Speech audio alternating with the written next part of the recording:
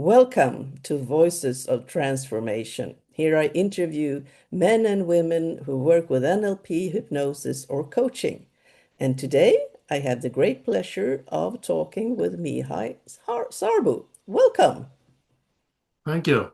Thank you. I'm so glad to have you here. Been look- Likewise.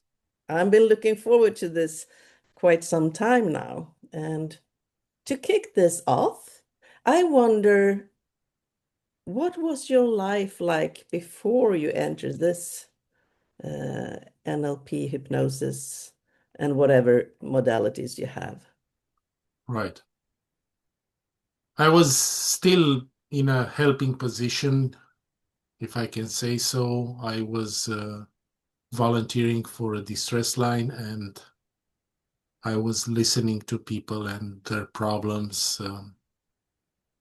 There's a dispute between hypnotists and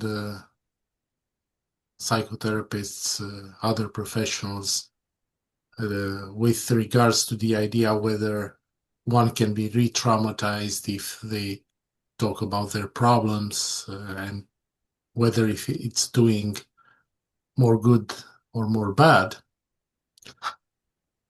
I didn't have any negative experiences, and often I've seen that if people are able to talk through what's happening with them, they get a better understanding. It's hard to say they get better because these are pretty much punctual interventions dealing with specific problems. But you can see they understand better their own situation, and some people have to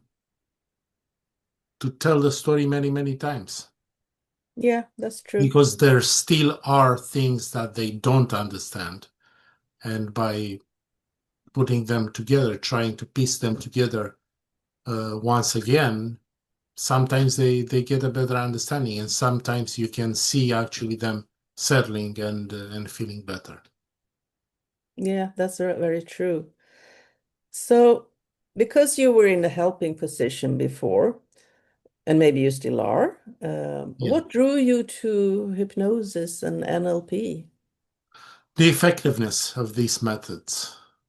On the other hand, if I'm to use the example that I given before, on the other hand, rather than talking once and twice and n times with a person, you can do a simple intervention. Simple intervention. Maybe it's a complex intervention, but it's done in a very short period of time with clear results, with clear Mhm. results. And I don't know, I'm picking up stuff that I heard or dealt with, like say headaches. So how do you feel that headache? And the person says it's like a spike.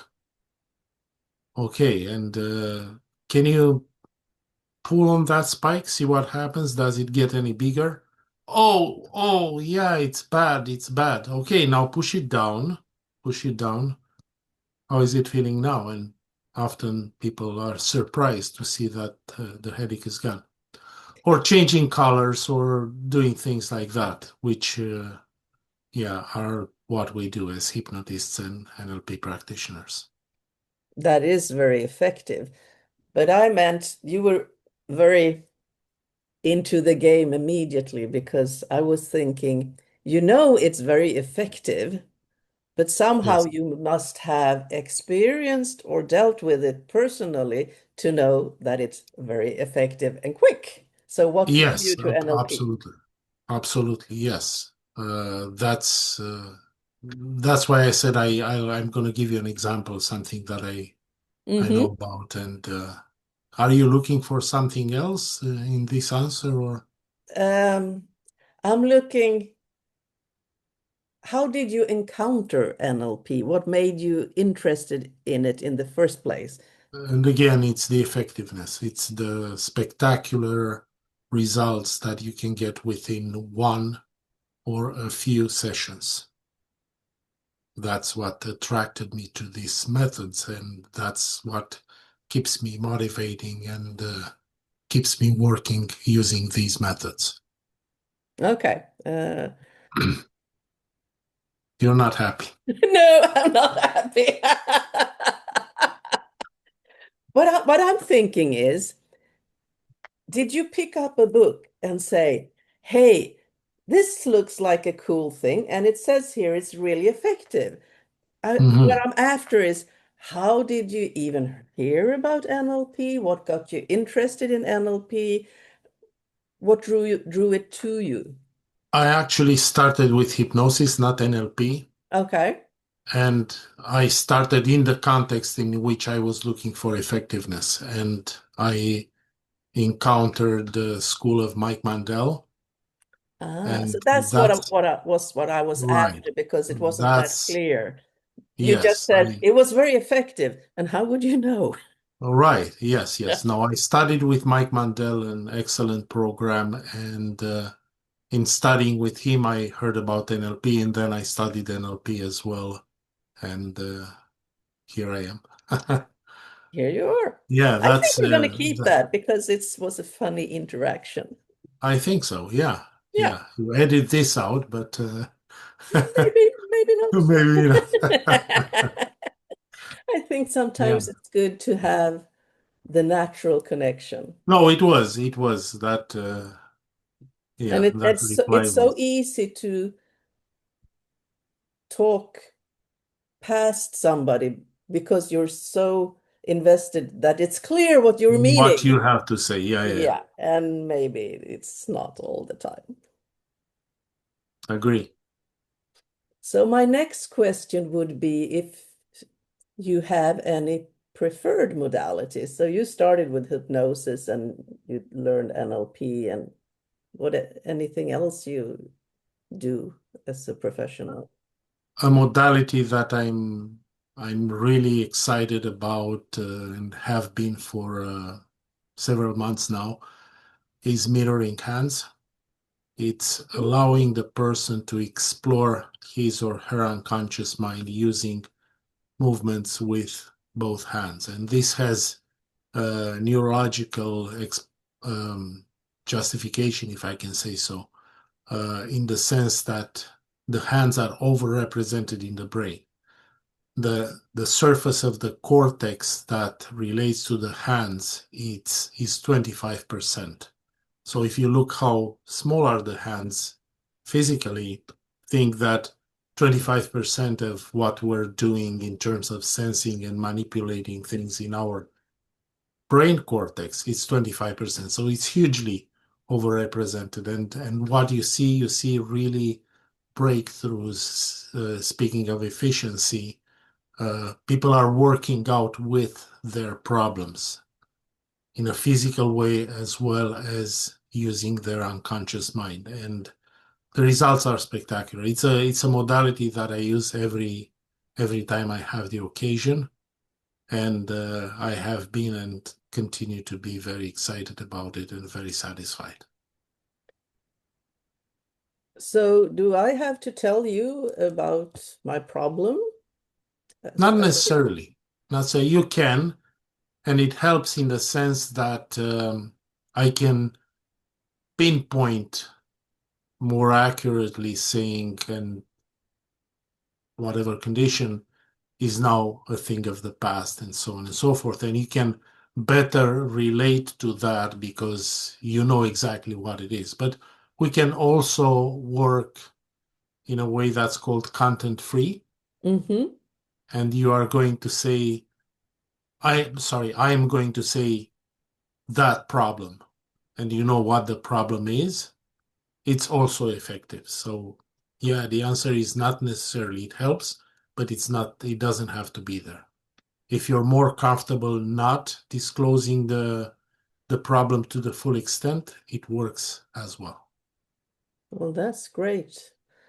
I had an appointment with a photographer once, Hmm. and he absolutely detested having my hands in front of my face because he said they're taking up too much space. So that ties very well into your description of the cortex and how much place our hands takes. Oh yes, So it's kind of fascinating it in a is. It way. is, and it's a method that comes straight, I would say, quote unquote, from Milton Erickson, because Milton Erickson worked with Ernest Rossi, and it is Rossi who coined the term mirroring hands. And then Rossi worked with Richard Hill, and I worked with Richard Hill as well. He's the one who taught me this method. So Mm-hmm. yeah, it has people that have studied not the second but the third step with Milton Erickson. So I that find it gives really it. cool. I'm sorry. I find it really cool that you could work with somebody because sometimes I suppose people would rather not tell you about their problems. Sometimes it happens. Yes, Yeah, but I find it sometimes it could be really helpful not having to say something about if it's something that is very personal, uh, and you don't have to say anything and still agree. experience a huge relief or getting better at something or whatever the thing is about. Yeah, agree. That's very helpful when there's So some reluctance of, or maybe the person doesn't know the full extent of, they just feel uncomfortable doing or that's saying very something. true. Yeah, so that Very, works very as well. often we don't know, and it's difficult because somebody say you should know, and you go, yeah, maybe, but I don't. So that's a really good thing about this mirroring hands. If I was completely new to this and I asked, what can you do for me? How would you respond? I would probably engage in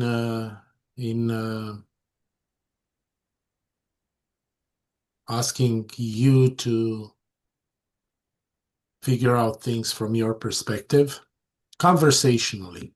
I would not do anything very much in depth.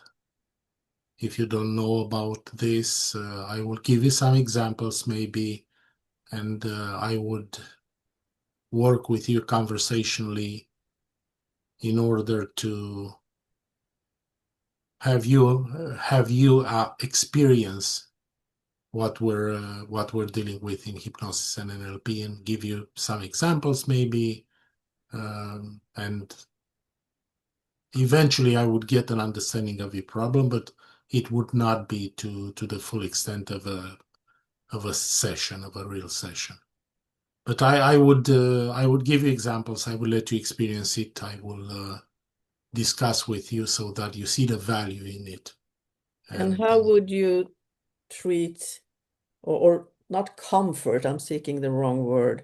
Um, if I'm slightly nervous about the experience, how would you mhm. meet me with? Yes, I will explain you what hypnosis is and what hypnosis is not. Many people, especially from the stage hypnosis, they have this idea of losing control or somebody uh, messing, quote unquote, with their mind. And I would explain that actually hypnosis is a very relaxed state. It's a state in which you have full control of yourself, exactly as in your waking time, and it is something that you control. There is nothing that can be done so you do something against your own will, or um, get somebody else, give somebody else permission to work with your brain in appropriate ways. This is totally not the case, and I will, if a person is new, I will definitely demystify hypnosis and explain clearly what hypnosis is and what it is not.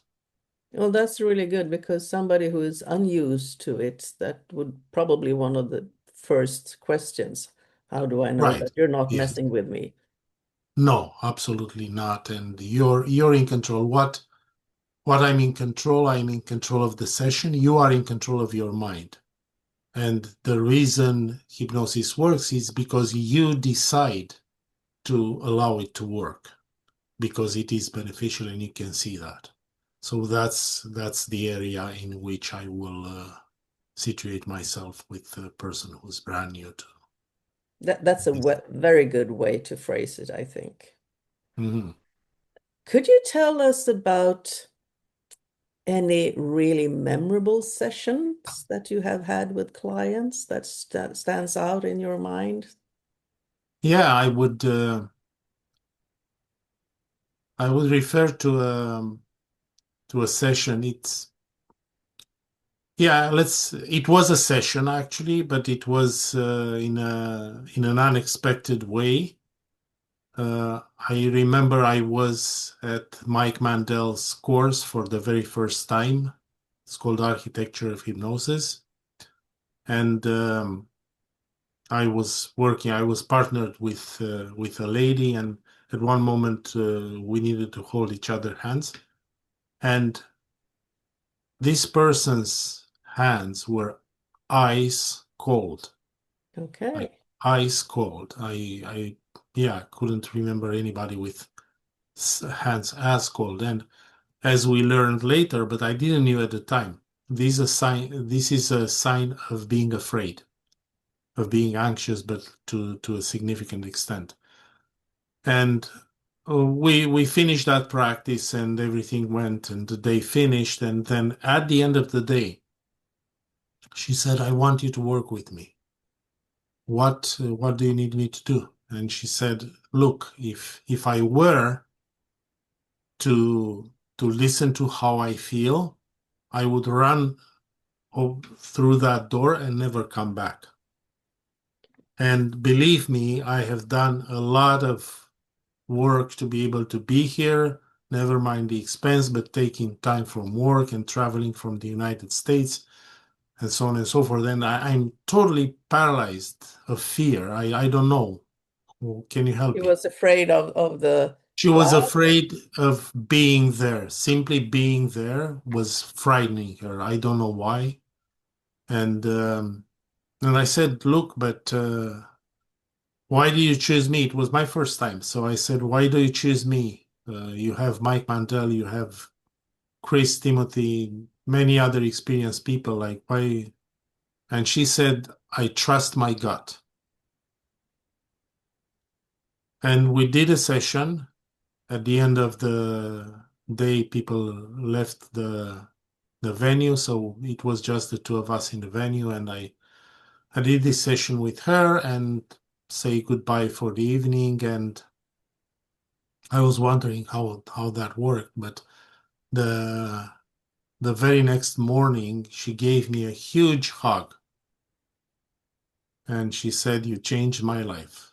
I'm able to be here for the rest of the days, and I already feel so much better." Which kind of stood out to me because uh, of the effectiveness. Like that's what I was looking for. But being able to experience it the very first day, that was something amazing. That is amazing. Do you remember what you did? What you said? That's Not entirely. I couldn't. Yeah, I know that she got rid of the problem. She felt better. I was still thinking through the evening because it was something quite unusual. But the very next day she confirmed it, and she was very happy, and so was I. I think sometimes it's about being present and you resonate with certain people so Oh they yes, feel oh yes. feel I that felt that rapport. psychodynamic loop absolutely. And that is such a great tool to have because you could say something wrong, but if you have that loop, you could still go through. So that's a great thing to have for the first time. Agree. If you were to give the younger you advice from what you know today as a hypnotist and with your modalities, what would you say to yourself? I would probably approach this field much sooner, and I would I would pretty much do the same thing. Like I'm happy with what I've done, but I would start it 10 years before. I would Only 10 years? probably more, probably more. But let's say only 10. Even 10 years, it's a significant amount of time. It Yeah, is. that's the only thing that I would change. Well, that's a good change. Um, as we have been speaking right now, and people will resonate with what you've been talking about, and they say, "How can I reach you?" So how can they reach you, Mihai?